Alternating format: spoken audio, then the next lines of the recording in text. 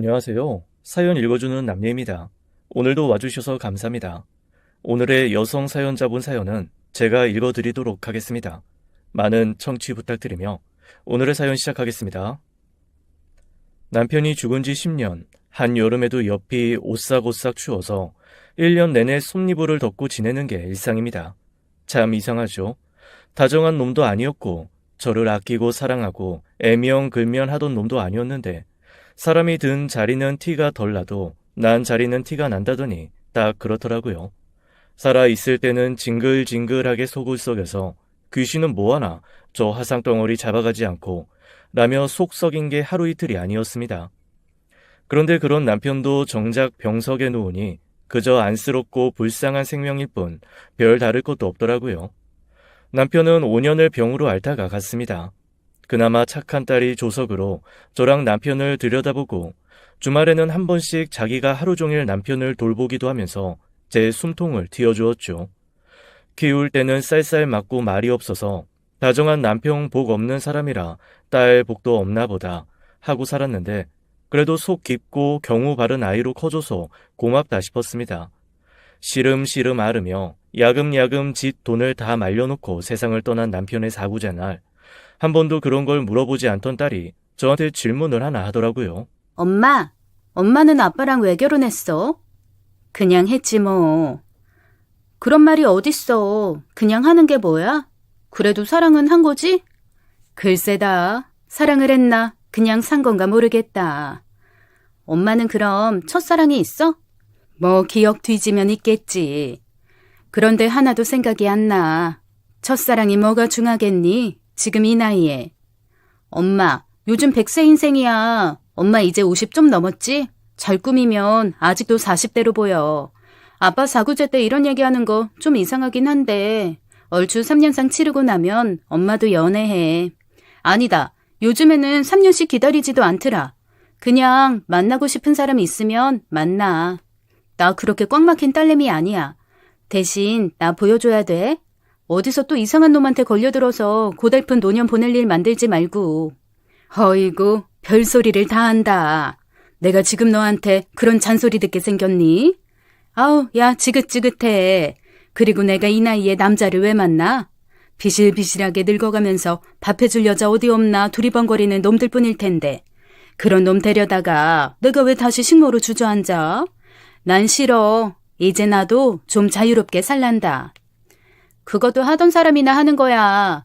내가 볼 때 엄마는 자유가 불안한 타입이야. 외로움도 많이 타고 누가 옆에 좀 있어야 하고. 그런 사람은 누구 만나야 돼. 아, 말 좀 해봐요. 마음에 뒀던 사람 있으면 그런 얘기 좀 하고 그래봐. 설마 엄마 아빠가 첫사랑이야?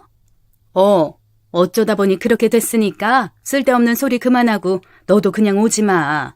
당분간 나 혼자 있고 싶어. 제가 죽은 남편이 첫사랑이라고 하니 딸이 어이가 없다는 듯 고개를 설레설레 젓더라고요. 하긴 사랑 전에 삼랑을 하고 썸 타는 게 일상인 요즘 애들은 한 사람 만나 그 사람이랑 몇 번 보고 결혼하는 거 이해가 안 되겠죠. 물론 저도 그러지는 않았어요. 남편이 첫 남자이기는 했지만 첫사랑은 아니었습니다. 그런데 그 얘기를 죽은 남편 사구제 때 딸한테 할 수는 없잖아요. 제 첫사랑은 한 번도 말한 적이 없지만 소도둑이었습니다. 생각하시는 소도둑 맞습니다. 소 훔쳐가서 파는 그 소도둑이요. 바늘 도둑이 커서 된다는 그 소도둑 맞아요. 어렸을 때 제가 살았던 동네는 소를 많이 키우는 곳이었습니다. 얕은 산이 병풍처럼 쭉 둘러 있었고 오목하게 자리 잡은 마을에 30가구 남짓 살았나? 사람 집은 30개 언저리였는데 소 축사는 100개가 넘었으니 사람보다 소가 더 많은 곳이었죠. 그런 동네에서 저희 집은 딱 소를 2마리 키웠습니다.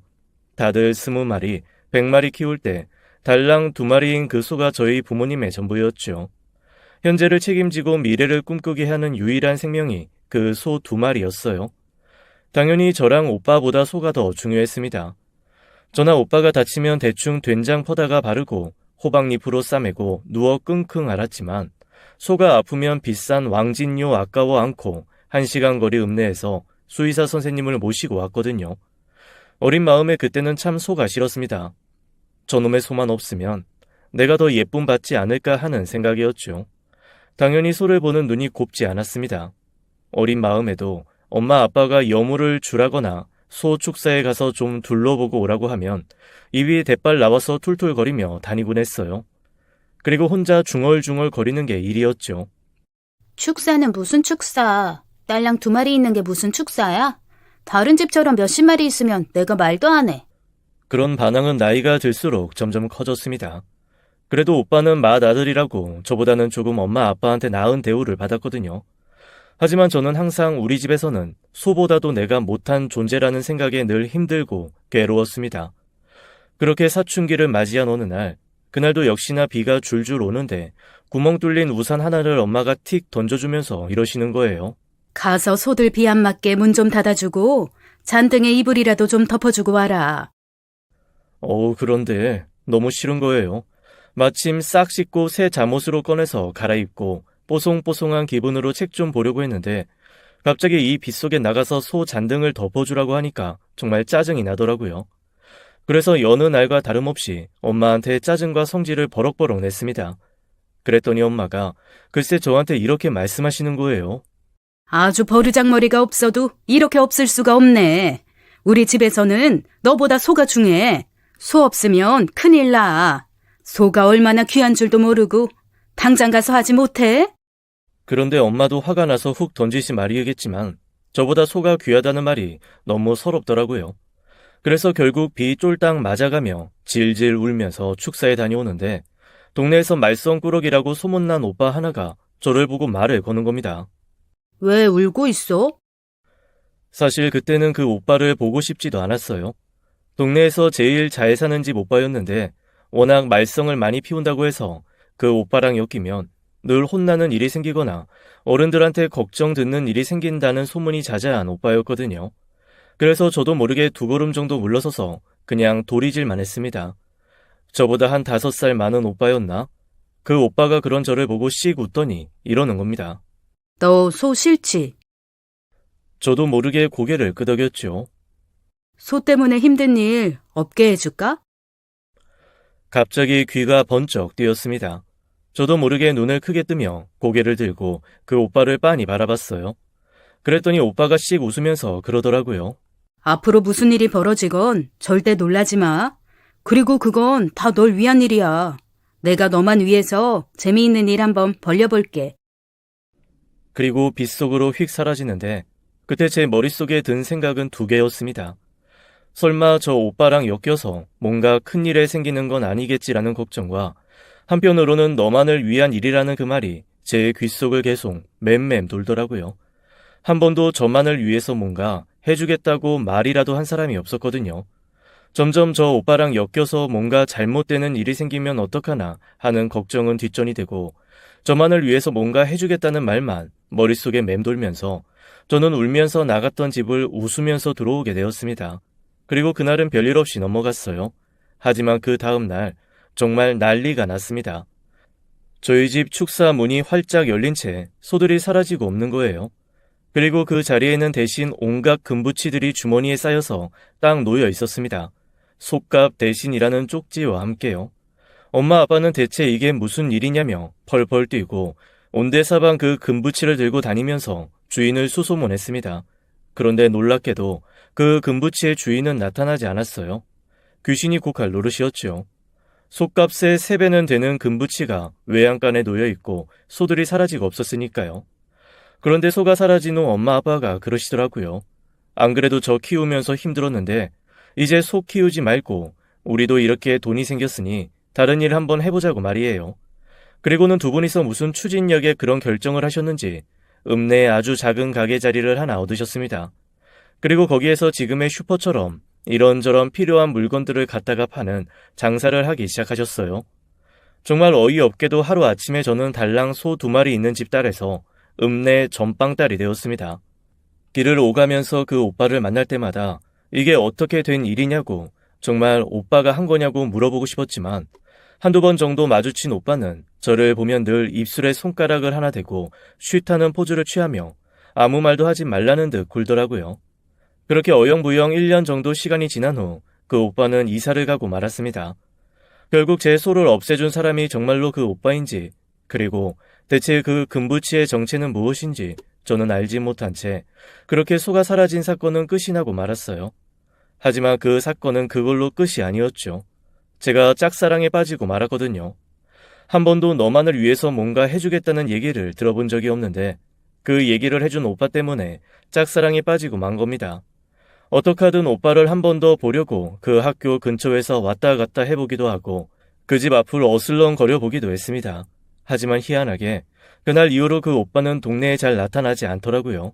사람들 소문에 의하면 아버지랑 약속을 하고 멀리 있는 도시로 가서 공부를 하고 있다는 얘기도 들리고 또 누군가는 너무 사고를 쳐서 아버지가 엄한 기숙 학교에 보냈다는 얘기를 하기도 했습니다. 그런데 한 달에 한두 번 정도 동네에서 얼굴을 비추는 걸 보면 아주 멀리 떠난 것 같지는 않았거든요. 그래도 늘 근처에서 볼 수 있었던 거와 달리 얼굴을 잘 볼 수가 없으니 뭐라고 말도 못하겠고 그렇다고 제가 계속 그 오빠만 쫓아다닐 수도 없는 노릇이고 어쨌건 저의 짝사랑은 그렇게 흐지부지 끝이 나고 말았습니다. 그래도 살면서 한 번씩 엄마 아빠가 그때 그 금부치는 대체 어느 집 거였을 거라면서 궁금해하는 얘기를 들으면 그 오빠가 떠오르긴 했습니다. 그런데 이 이야기를 제가 어떻게 남편의 사구제 때 딸한테 하겠어요? 절대 못하죠. 그냥 얼버무리고 넘어갔습니다. 그리고 딸 덕분에 간만에 그 오빠를 떠올리니 지금은 어디서 뭘 하면서 살고 있을까 문득 궁금한 마음도 들었습니다. 그래도 뭐 어떻게 찾을 수 있나요? 저희 집도 그 마을에서 슈퍼한 지 5년 만에 나왔고 그 이후로는 다시 그곳으로 돌아가지 않았거든요. 제가 어른이 된 후에 엄마한테 한번 물어본 적이 있었습니다. 엄마, 그런데 그때는 왜 그렇게 소 2마리에 애명 걸면 나를 힘들게 했어요?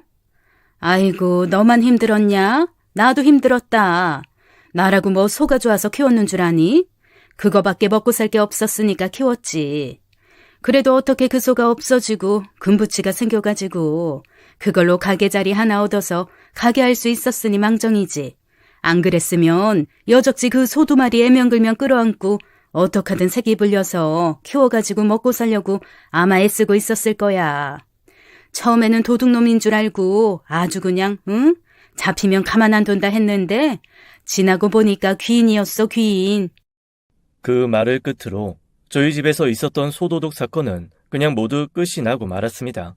어쨌건 딸한테 질문을 받고 한 번 더 떠올리니 새삼 그 오빠가 고맙고 보고 싶고 그렇긴 하더라고요. 그렇게 어영부영 딸의 질문을 넘기고 다시 일상으로 돌아와 삶을 살았죠. 시간이 참 빨리 흐르더라고요. 눈 깜짝할 사이에 10년이 훅 흘렀습니다. 딸이 저에게 또 첫사랑이니 남자친구 없냐는 얘기를 꺼낸 건 사구제 이후 10년 만이 지난 남편의 10번째 기일 때였어요.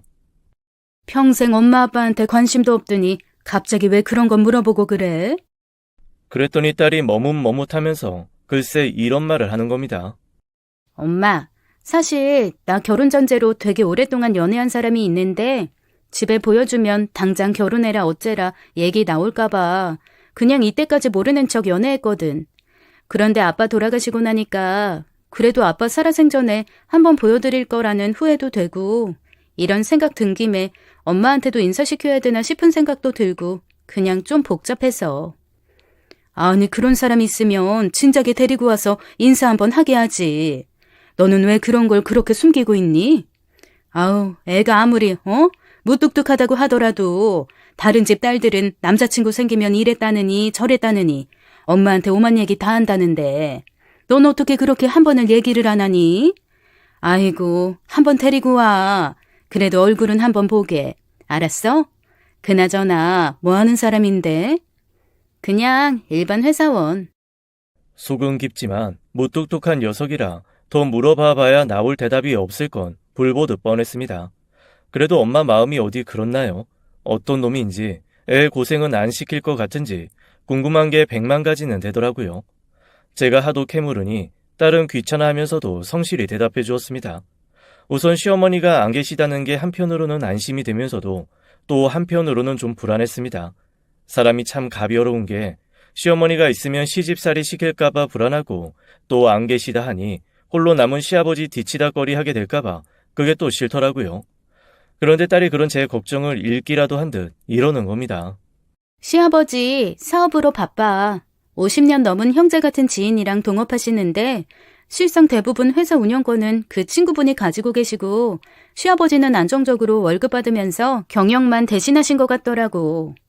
월급 사장이네. 친구 회사니까 퇴직도 신경 안 써도 되고. 그런 셈이지 뭐. 동업이라고는 하시는데 얘기 들어보면 그냥 친구 회사 운영해 주시는 거야.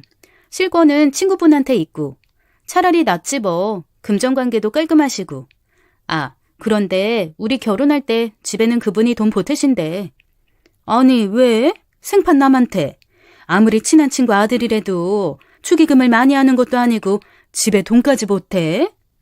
자식이 없으셔서 자식처럼 생각하신다고. 이것조차 안 받으면 너무 서운해서 나중에 관뚜껑 열고 나와서 통곡할 것 같다고 그러셨나 봐. 그래서 집은 그분 도움받기로 했고 살림은 나랑 그 사람이랑 나눠서 하기로 했어. 시아버지는 우리 결혼 비용 내주신다니까 엄만 신경 안 써도 돼. 그 얘기를 끝으로 저는 딸에 대한 걱정도 사실 조금 내려놓았습니다. 워낙 무뚝뚝한 성격이어서 대체 남자를 만나기나 할까라는 걱정을 했었는데 나름 오랫동안 연애도 하고 그 남자는 제 딸의 성격을 좋아한다고 하니 다 자기 눈에 안경이고 집신도 짝이 있구나라는 생각이 들었습니다. 게다가 자기 아들 뒤치다꺼리 해줄 여자 데려가는 느낌이 아니라 정말 귀한 대접 받을 며느리 모셔가는 것 같은 느낌에 감사하기도 했죠. 한편으로는 딸마저 시집 보내놓고 그냥 훌훌 제 삶을 살 생각에 사실 좀 설레기도 하더라고요. 그 얘기가 나온 후 몇 주 뒤 딸이 집에 남자친구를 한번 데려오겠다고 하는 겁니다.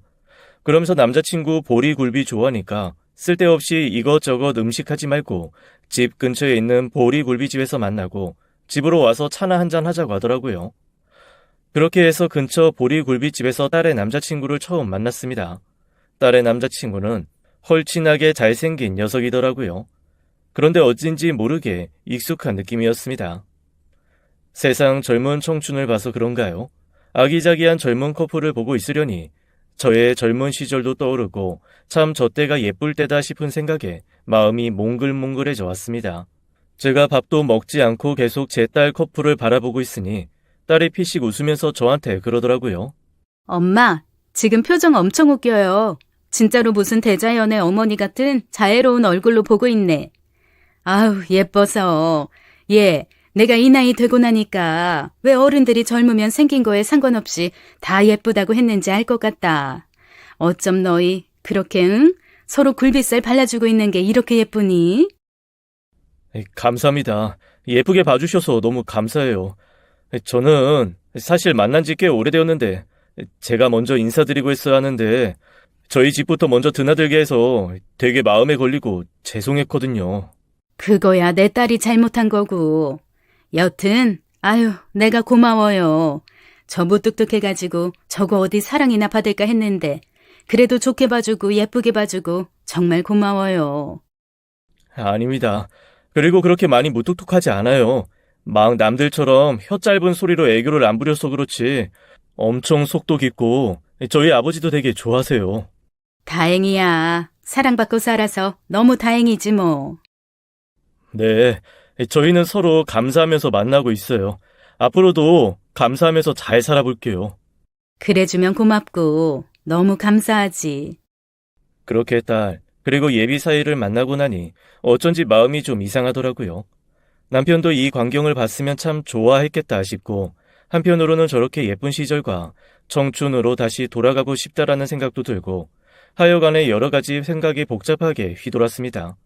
한번 인사를 하고 나니 사잇감은 저희 집이 편해졌는지 아주 풀방울이 드나들듯 왔다 갔다 하더라고요. 그리고 딸 말대로 엄마 정이 그리웠는지 어찌나 저한테 앵겨붙던지요. 평생 아들보다 무뚝뚝한 딸이랑 살면서 아쉬웠는데 딸보다 더 앵겨붙고 애교 많은 사잇감이 나타나 아주 남녀가 바뀌긴 했지만 즐거운 시간이 흘렀습니다. 그런데 아버지 친구분이랑 동업하신다며 안 물려받아? 절대 안 물려주신대요. 제 힘으로 알아서 살라고 하시더라고요. 저희 아빠가 자랄 때 진짜 가난하셨대요. 그래서 한 동네에서 친하게 지낸 친구가 진짜 삼시세끼 거의 밥 먹이고 무슨 입양된 아들처럼 거의 그 집에서 그렇게 지내셨는데 커서도 그냥 그분이랑 같이 일하면서 사업을 시작하게 되신 거예요. 초기에 사업 자금도 그 친구분 집에서 사실 다 되셨대요. 그런데 그 친구분은 아이디어 잘 내시고 저희 아빠는 직접 몸으로 뛰면서 일하시는 분이어서 두 분이서 그게 잘 맞으셨던 거죠. 세상에, 그 인연이 여기까지 이렇게 이어져 온 거야? 어머, 그분도 대단하시고 아버지도 대단하시고. 저희 아버지는 지금도 만약에 그 친구 잘못되면 자기는 세상 잃을 것 같을 거라고, 그 친구분이 자기보다 딱 하루라도 더 살았으면 좋겠다고 그러실 정도예요. 맞다. 그래서 그런데요. 제가 한 가지 혹시 양해 말씀 드려도 될까요? 어떤 얘긴데? 말해봐. 그게 제 상견례 때요. 그분도 같이 나오셔도 될까요? 저한테는 사실 아버지 같은 분이어서 마음이 좀 불편하거든요. 본인은 왜 자기가 상견례를 가냐고 펄펄 뛰시는데, 그냥 제 마음에 어머니도 안 계시고 그냥 같이 밥 먹는 자리처럼 생각하면 모셨으면 좋겠다는 마음이 들어서요. 저 크면서 아빠 두 분이다 이러고 자라서 사실 제 결혼식 때도 혼주석 앉혀드리고 싶긴 하거든요. 착하네. 그런 마음 먹었다는 것 자체가. 그런 마음이 들었으면 당연히 오셔야지. 우리가 뭐 앉아가지고 서로 기싸움할 그런 자리도 아니고. 결혼식장에서 얼굴 보면 민망할 테니까 미리 한번 만나서 밥이나 먹자는 자리인데 당연히 그런 분이면 오셔야지. 아유, 나도 이참에 나랑 제일 친한 친구나 데리고 나갈까? 그러셔도 돼요. 진짜. 농담이야, 농담. 그건 아니고 여튼 복이 많네. 주변에 그런 어른이 있다는 거 큰 복이야. 알지? 그렇게 사위의 얘기를 듣고 나니까 참 세상에는 못 믿을 사람, 나쁜 사람도 많지만 의외로 좋은 사람도 많은가 보다 라는 생각이 들었습니다. 50년이 넘게 인연을 이어오며 기댈 곳이 되고 도움이 되는 사람이 곁에 있는 거라면 사돈 되실 분도 인덕이 있나 보다 라는 생각이 들면서 마음 한구석이 촉촉해져 왔습니다. 사위랑 딸은 연애도 오래 했고 각자의 집에 인사도 했으니 상견례를 더 이상 미룰 것 없다고 후딱 날을 잡더라고요. 저는 뭐 길게 끌어봐야 결혼만 늦어지니까 쇳불도 당김에 빼랬다고 그냥 얼른 하라고 했죠. 상견례장은 아주 멋진 호텔로 잡았습니다. 제가 딸한테 한 번도 호텔을 가본 적이 없는데 그래도 딸 덕에 호텔도 가본다고 하니까 갑자기 이 녀석이 눈물을 흘리는 거예요. 이때까지 엄마 호텔 한 번 가서 밥 한 번 안 먹어본 게 이제 와서 이렇게 걸릴 줄 몰랐다나요? 결혼하려고 하니 철이 드나 보다 싶으면서도 한편으로는 이날이 되도록 호텔 가서 밥 한 번 못 먹고 살아온 제 신세가 조금 철학 맞기도 하고, 여튼 딸 결혼 앞두고 여러모로 복잡한 마음이 들었습니다. 상견례장에 도착을 했더니 이미 사위와 사돈 어르신은 와서 앉아 계시더라고요. 안녕하세요. 처음 뵙겠습니다. 처음 뵙겠습니다. 말씀 많이 들었습니다. 저희 아들을 그렇게 친엄마처럼 아껴주신다는 얘기 듣고 제가 정말 너무 감사해서 인사 한번 드려야지 했는데 결국 이 자리에서 이렇게 뵙게 되네요. 면목이 없습니다. 아유, 아니에요. 워낙 착하고 잘해서 제가 모자란 딸 부탁드리면서도 참 면목이 없습니다. 모자라다니요? 무슨 말씀이세요? 저한테는 완벽한 며느리감입니다. 그런데 오늘 다른 분 한 분 더 오신다고 하지 않았나요? 예. 그 친구가 같이 오려고 했는데 저희 회사에 일이 좀 생겨가지고 처리하고 별도로 온다고 했습니다. 아마 거의 도착할 때 됐을 거예요. 늦지는 않을 거라고 했습니다. 아, 그러시구나. 정말 많이 친한 친구분이신가 봐요. 저한테는 형제보다도 귀하고 소중한 친구입니다. 그 친구 없었으면 이날 이렇게 살지도 못했어요. 그런데 제가 어쩐지 좀 낯이 익은데, 혹시 저희 어디서 본 적 있지 않나요? 저도 사실 아까 뵙고 얘기 나누면서부터 어디서 뵌 것 같은데 도저히 얼굴이 기억이 안 나서요. 그러니까요. 일하면서 만난 것 같지는 않고 분명 어디서 뵌 것 같기는 한데, 잠깐만. 혹시요? 그러게. 잠깐만. 너... 어? 소 3마리 오빠? 저희는 거의 동시에 고개를 갸웃거리다가 벌떡 일어나 서로의 손을 맞잡았습니다. 예전에 어렸을 때 한 동네 살았던 오빠지 뭐예요. 저희 집은 소가 2마리였고 그 오빠네 집은 소가 3마리였거든요. 둘 다 소를 싫어해서 어떻게 하든 소 없는 삶을 살고 싶다고 함께 앉아 몇 번 한탄을 했던 그 오빠가 제 눈앞에 서 있는 거였습니다. 어쩐지 사윗감을 처음 봤을 때부터 얼굴이 좀 눈에 익는가 했더니 그 오빠 아들이어서 눈에 익었던 거더라고요. 제가 너무 놀라서 아니 어떻게 여기서 이렇게 만나냐며 반가워했더니 오히려 사위와 딸이 당황한 얼굴로 저희들을 바라보며 이게 무슨 일인가 하는 얼굴로 멍하게 보더라고요. 오빠가 활짝 웃으며 아이들에게 얘기했습니다. 야, 아이 동네에서 쟤네 집은 소 2마리, 우리 집은 소 3마리. 야, 그래도 우리 집이 좀 잘 살았다, 응? 아유, 소 2마리나 3마리나 도끼인 개끼니지 뭐. 그걸 가지고 뭐 잘 살았다고 뻐겨? 그래. 아이 너나 나나 찢어지게 가난하긴 했다.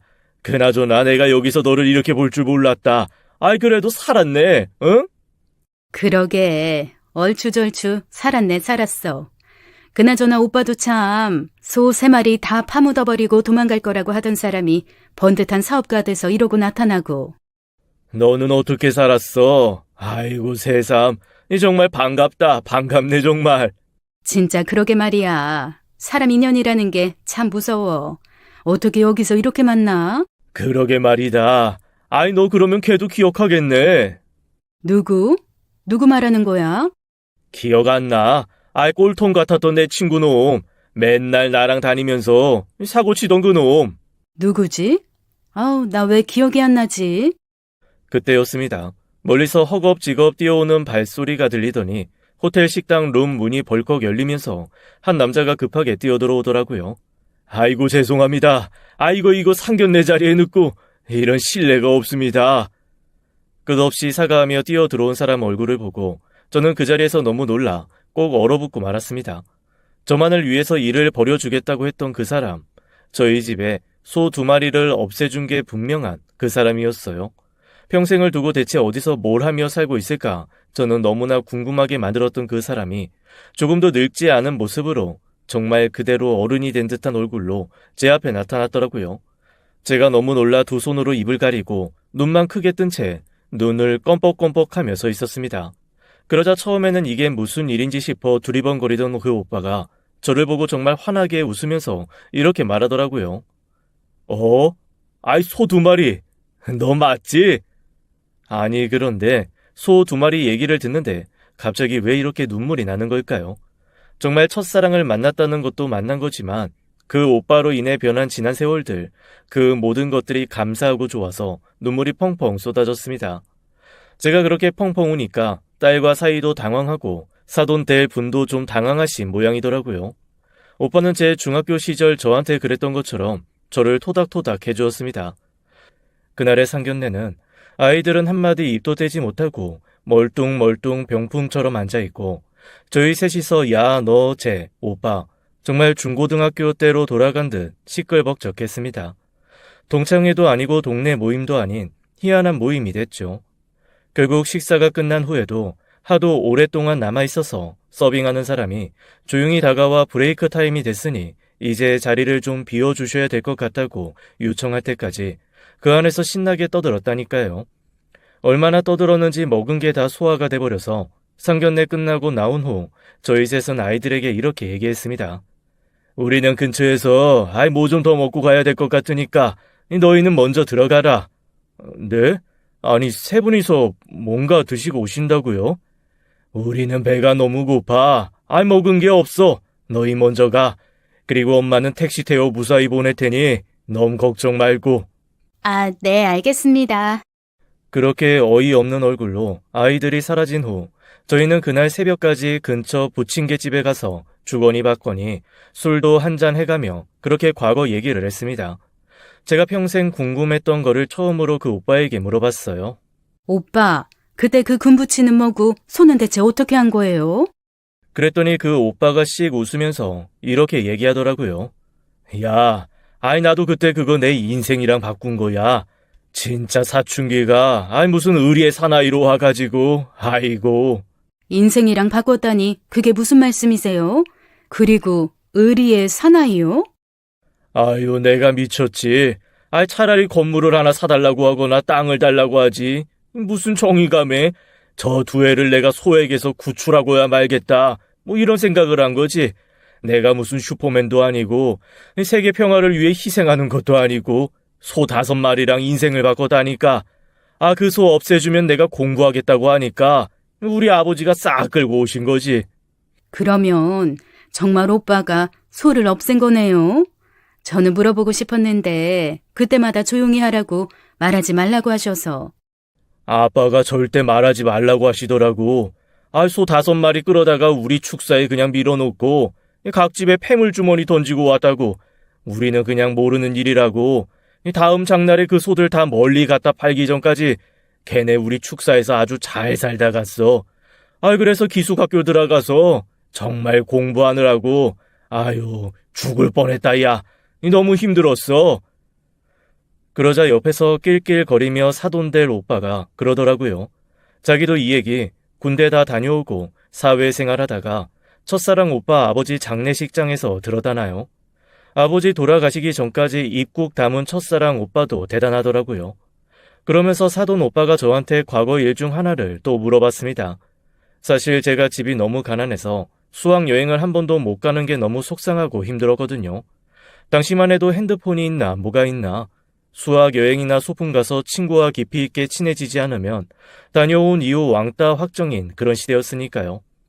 늘 학기 초에 친했던 애들도 소풍이나 수학여행을 기점으로 사이가 멀어지곤 해서 그게 늘 슬프고 불만이었습니다.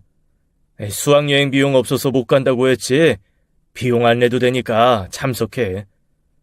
그때는 너무 놀란 한편 기뻐서 이유도 묻지 못했고, 그렇게 갔던 경주는 제 인생 통틀어 제가 가장 행복했던 시간으로 남아있습니다. 아이들과 찍었던 사진, 밤새도록 떠들던 수다, 속삭이며 나눴던 비밀 얘기, 그 모든 것이 제 청소년기의 전부를 차지할 만큼 큰 추억이었거든요. 그런데 갑자기 사돈 오빠가 저한테 이런 질문을 하는 거죠. 수학여행 갑자기 가게 된 적이 있지 않냐? 야, 이 자식아, 몇십 년 전 얘기를 왜 해? 제가 의아한 얼굴로 두 사람을 바라보자 첫사랑 오빠가 민망한 듯 사돈 오빠를 쿡쿡 찌르더라고요. 세상에, 저 그날 수십 년 만에 제 수학여행의 비밀을 알았잖아요. 글쎄, 첫사랑 오빠가 저희 담임선생님께 제 수학여행 비용을 대신 내준 거였습니다. 그러면서 자존심 상할 수도 있으니 비밀로 해달라고 했다는 거죠. 너무 놀라서 왜 그랬냐고 했더니 첫사랑 오빠가 어물어물 뭉개면서 이러더라고요. 소 없앤 거랑 똑같지 뭐. 아유, 쓸데없는 정의감. 나 그놈의 울뚝불뚝 정의감 때문에 손해 많이 보고 살았다. 그리고 어물쩍 넘어가는데 희한하게 그 모습도 매력적이고 귀여운 거 있죠. 귀엽고 좋은 거에는 나이는 상관이 없나 보다 싶더라고요. 그렇게 추억 여행과 현재 얘기를 넘나드는 수다는 몇 시간이고 계속 이어졌습니다. 참 이상하죠.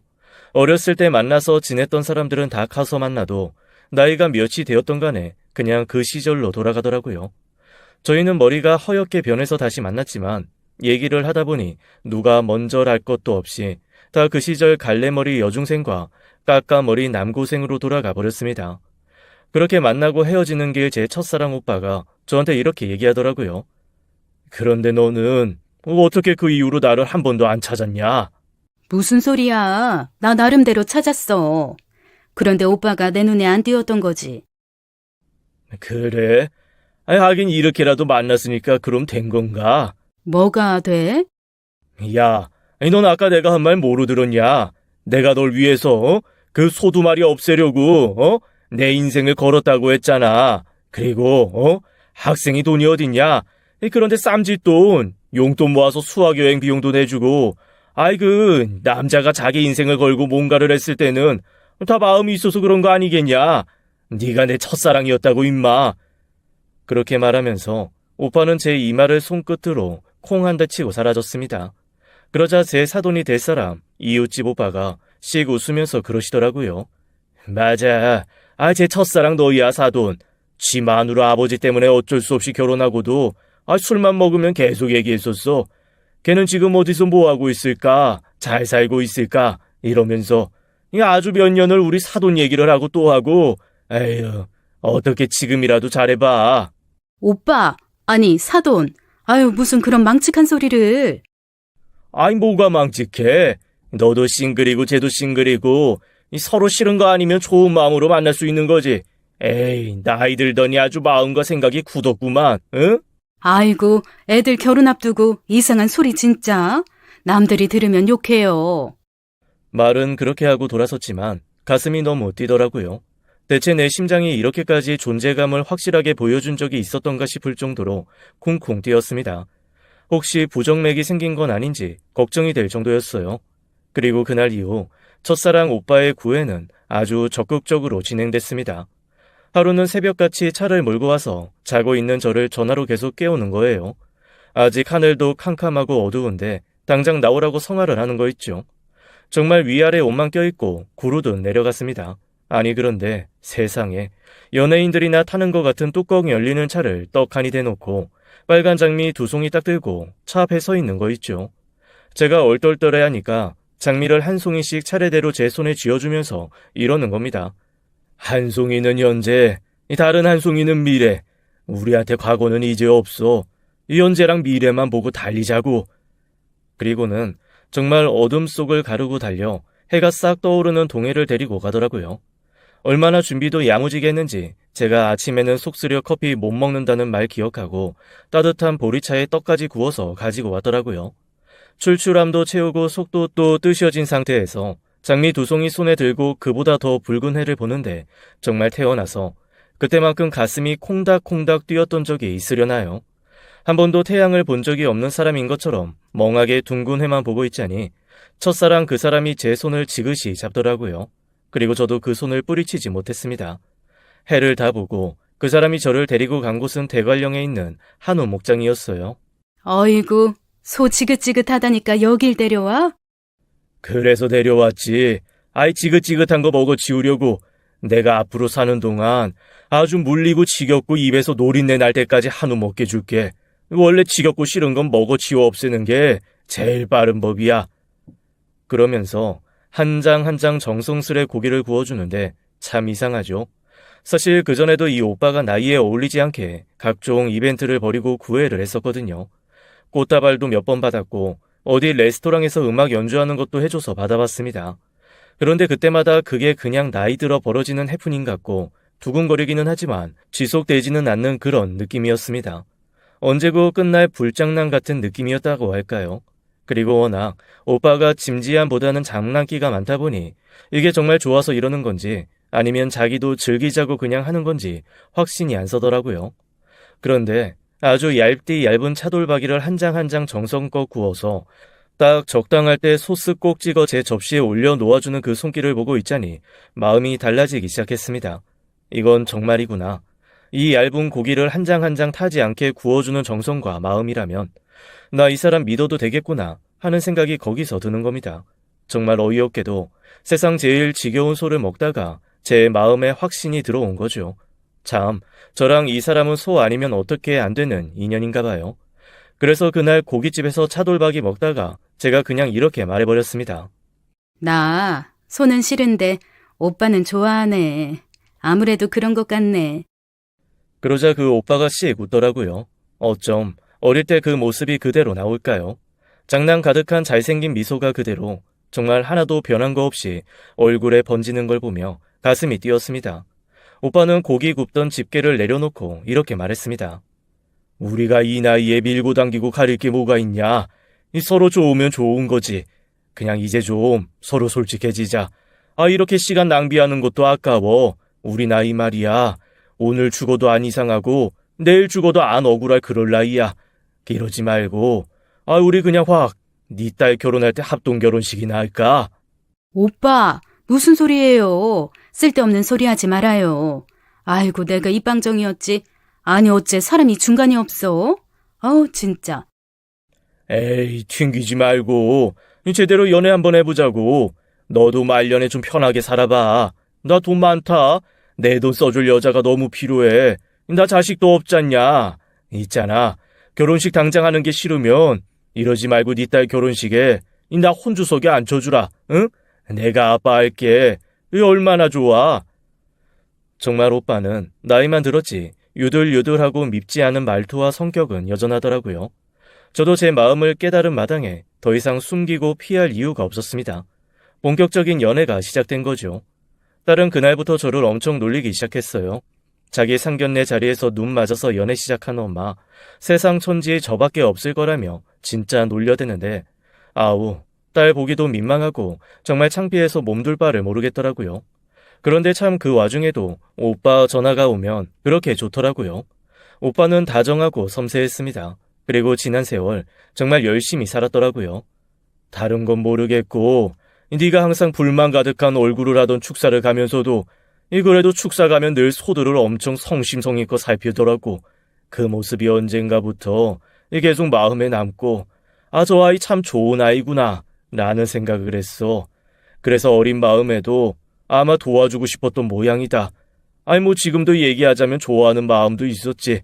그런데 네가 어느 날 내가 기숙사에서 왔는데 이사를 가고 없다는 거야. 서운하기도 하고 다시는 못 보나 싶기도 하고 살면서 한두 번씩 생각이 나더라고. 그런데 뜬금없이 상견례 자리에서 이렇게 만난 걸 보니까 우리가 인연은 인연인 것 같아. 네가 싫지만 않으면 나는 앞으로 내 노년 너랑 함께하고 싶은데 어떻게 생각해? 첫사랑 오빠는 이후에도 데이트할 때마다 저에게 최고로 좋은 것만 주려고 했습니다. 호텔 음식이 상견례 때 처음이었다는 얘기를 듣고 그날 이후로 전국에 있는 좋은 호텔이란 호텔은 다 데리고 가서 밥을 사주더라고요. 비행기 안 타봤다는 말에 제주도며 부산, 울산 다 비행기 태워 데리고 다녔습니다. 나중에는 뭐 못 해봤다, 뭐가 가지고 싶었다는 말을 무서워서 못할 정도로 제가 부족한 부분이 있는 게 보이면 그 즉시 그걸 채워주려고 하더라고요. 고맙기도 하고 미안하기도 하고 한편으로는 뒤늦게 온 행복에 기쁘기도 했습니다. 여전히 장난꾸러기라 제가 가끔 진심을 물어보는 말에 늙어서 기억이 안 난다는 둥, 지금 와서 무슨 소용이냐는 둥 살짝 빠져나가는 게 조금 얄밉기는 했지만 역시나 믿게 구는 타입은 아니라 제게 오래 토라져 있지도 못하겠더라고요. 결정적이었던 건 함께 갔던 동해를 다시 한번 데리고 가더니 뜬금없이 해가 뜨는 걸 보면서 갑자기 제 손을 덥석 잡고 반지를 끼워주는 겁니다.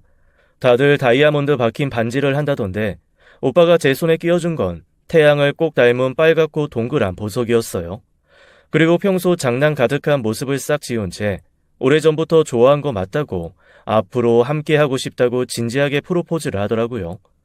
처음에는 좀 당황했지만 오빠의 진솔한 말에 가슴이 몹시 뛰었습니다. 망설이다가 프로포즈를 받고 며칠 뒤 딸에게 얘기를 했습니다. 그랬더니 딸은 자기가 좋은 사람 있으면 연애하라고 하지 않았냐며 자꾸만 저를 연애도 하고 재혼도 하라고 밀어내더라고요. 너 좀 이상하다. 혹시 엄마가 홀어머니로 남겨져서 너 귀찮게 하거나 괴롭힐까봐 그래? 뭐 그런 마음도 없잖아 있기는 하지. 어쨌거나 좋은 분이잖아. 엄마, 그런 사람 어디 가서 못 만나. 나도 여러 번 보다 보니까 내 남자친구보다도 그분이 더 멋지더라. 남자친구도 계속 그래. 자기 아빠보다 자기가 조금 더 좋아했었는데 그런 분이 장모님 첫사랑이라서 너무 다행이라고. 두 분이 잘 되셨으면 좋겠다고. 엄마, 사랑받고 사셔, 어? 사돈에서부터 딸, 그리고 사위 녀석까지 무슨 온 우주의 기운을 모으듯 저와 그 사람의 연애를 응원하더라고요. 다들 이렇게 밀어붙이니 제 마음이 없는 것도 아니고 마음이 안 흔들릴 도리가 없었습니다. 결국 저는 제 첫사랑 오빠와 아주 수줍게 연애를 시작했어요. 다 늙어서 하는 연애였지만 10대 때 마음과 전혀 다를 게 없더라고요. 왜 어른들이 몸은 늙어도 마음은 청춘이라고 하셨는지 알 것 같았습니다. 서운한 건 여전히 서운하고 두근거리는 건 여전히 두근거리고 메말라 없어졌을 줄만 알았던 감정들이 솟아나오면서 저를 몹시 행복하게 했습니다.